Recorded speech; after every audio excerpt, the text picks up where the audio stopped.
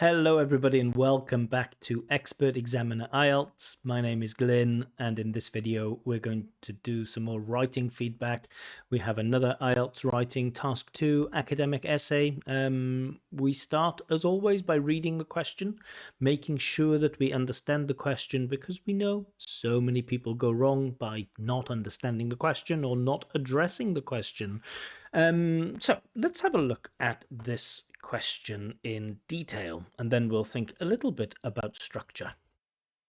So in many countries, okay, normal, there is a growing trend, so it's becoming more popular, of people investing in the stock market. So investing in the stock market, that's when people buy stocks, shares in companies, and if the company does well, the price goes up, and if the company does badly, the price goes down, and so on.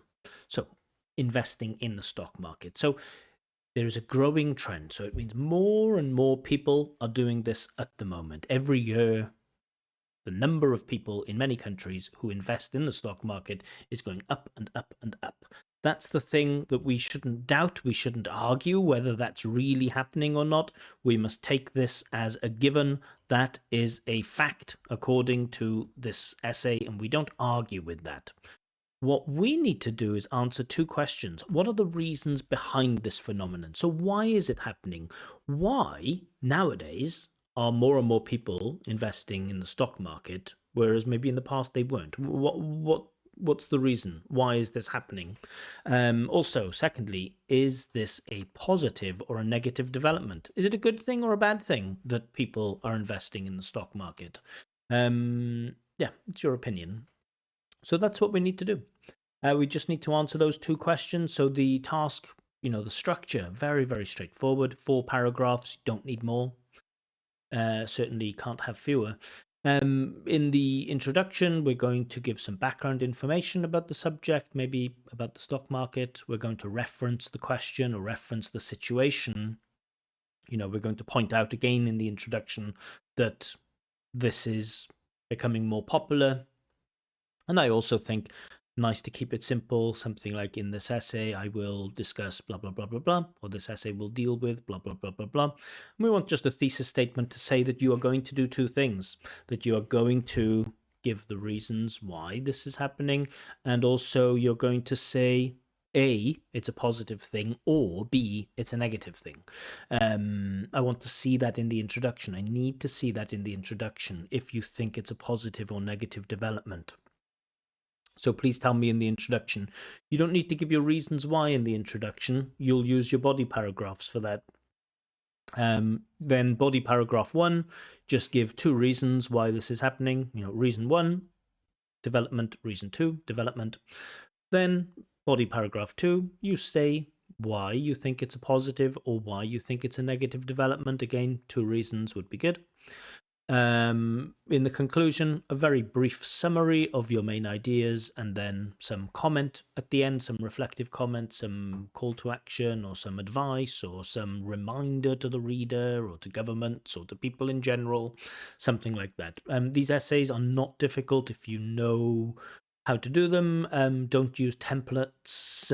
Don't try to show off with crazy difficult language. Use nice, clear, simple, easy to understand language to put your ideas across. Yeah, let's see what our candidate has. I haven't checked the writing. I've only checked the word count. It's the only thing I've checked. So I have no idea what to expect. Let's take a look at our candidate's writing for today. Okay, so the first thing I always want to check is the number of paragraphs. 1, 2, 3, 4. Also want to look at the balance of the essay. So the introduction and conclusion should be shorter than the body paragraphs. Cool. So I like that we have 4 body paragraphs. I like that we have 4 paragraphs in total. Perhaps the second body paragraph is a little bit long compared to the first body paragraph, so that maybe there is something in the band descriptors about some parts of the prompt being more addressed than others. So we really don't want to do that. You don't want to spend a little bit of time talking about the reasons why and then a lot of time talking about whether it's a positive or a negative. We want to address those two questions equally. It's important. Conclusion looks a little bit short, doesn't it? I know there is this habit, especially from, I don't know where this candidate is from, but many candidates from Uzbekistan, it seems like they're all learning to write the same essay. They have these super short conclusions. As a teacher, I don't like them, but, as an examiner, I'm not going to cry about it. Yeah, anyway, let's have a look at the actual language then. So, introduction. Let's see what we have. Okay, nowadays, trend of people. So the trend of people with of phrases, we often use the, like the capital city of something. Not always, but we often use of. We often use the of noun. The noun of noun. Okay, nowadays the trend of people investing in the stock market. Okay, we got the here in the stock market are increasing. The trend, that's our head noun, the trend is increasing. The number of people, well, number of people is increasing, but people are increasing, but the trend is. So, that's a mistake with the verb to be. We shouldn't have mistakes with the verb to be. You should know how to use the verb to be in English. But not everybody does. Even, students at B1, B2 level often don't really know how to use that B. Investing in stock markets are increasing.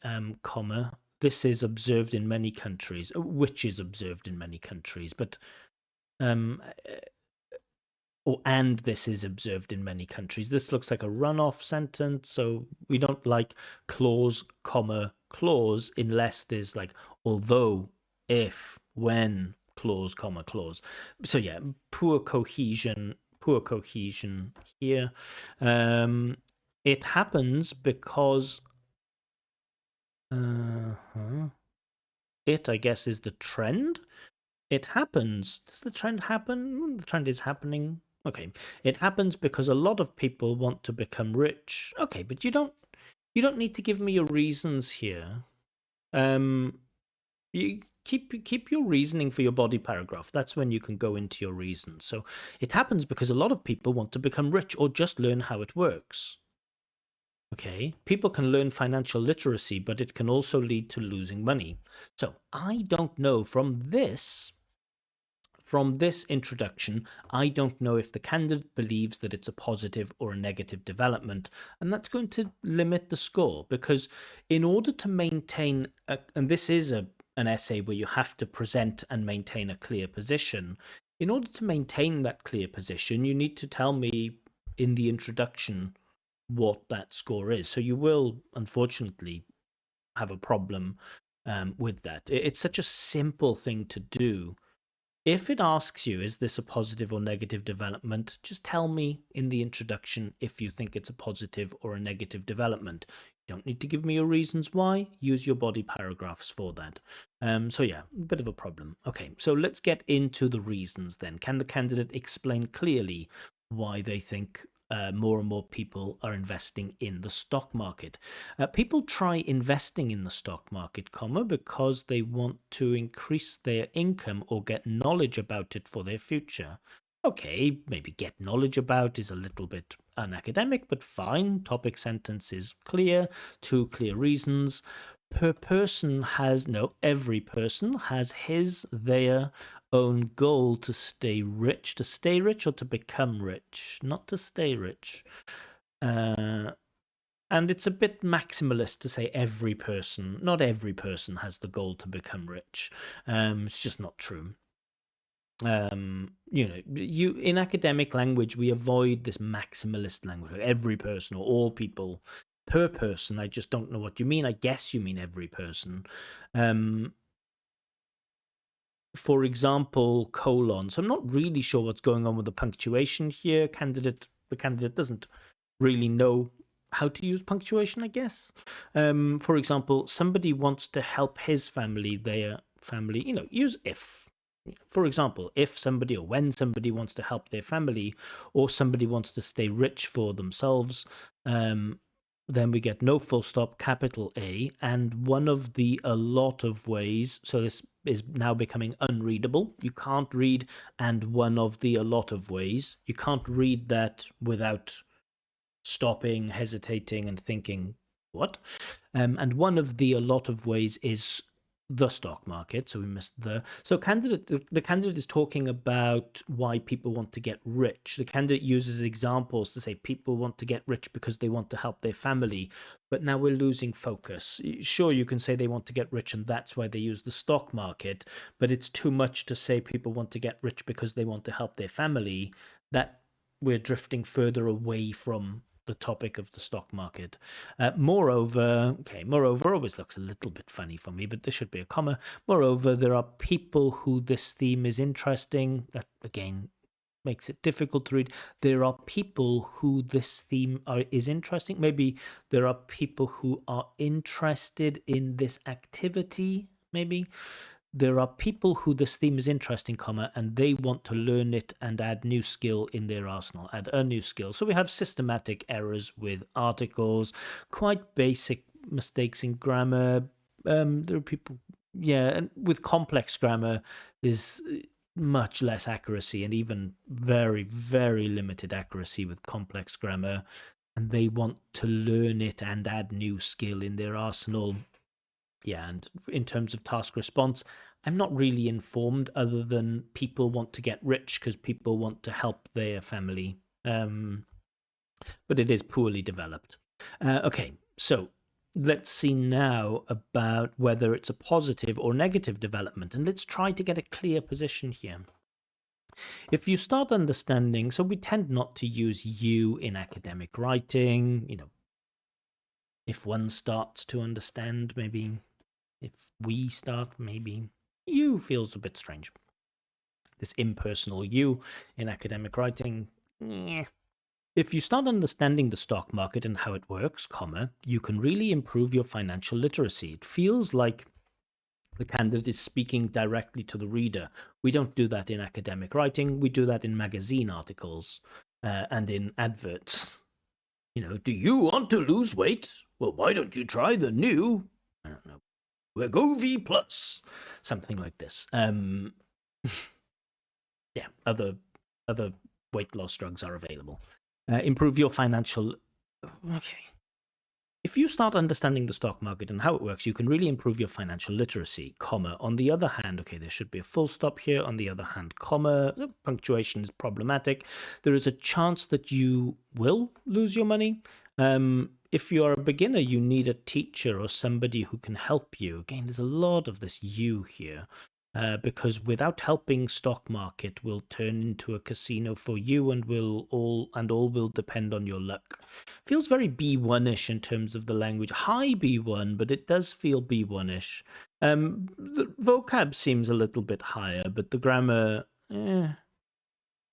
However, comma, okay, you can avoid it if somebody teaches you. For example, you shouldn't make typos. I know anybody can make a typo, but I always say the first person who checks your work should not be me. The first person who checks your work when you take the IELTS test should not be the IELTS examiner. The first person who checks your work should be you. And if you can't find your own typos, it tells me that you're not very serious about this, right? It feels like I don't care. I'm not gonna check my work and find my typos because I don't care. I'm just gonna write it and send it.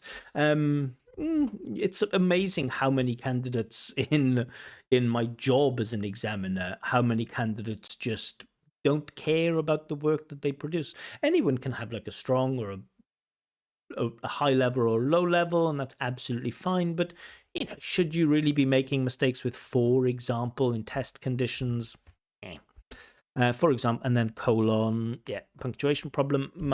When my uncle just started investing in the stock. Okay, you're just saying that there are good things and bad things about the stock market, but you're not telling me if you believe overall it's a good thing or a negative thing, and you need to do that.